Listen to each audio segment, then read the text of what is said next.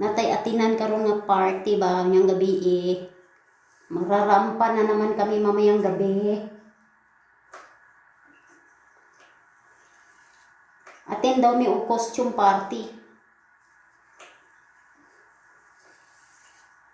Una nga, alam nyo guys, hindi ako araw-araw nagpa-plansya sa buhok ko, baka masira yung buhok natin.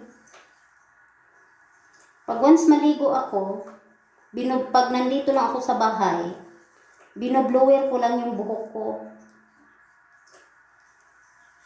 Hindi ko pinaplansya.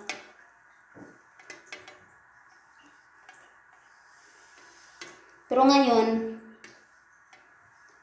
may atinan kami na party. Plansahin ko yung buhok ko. Nakakasira sa buhok guys pag araw-arawin yung plansahin.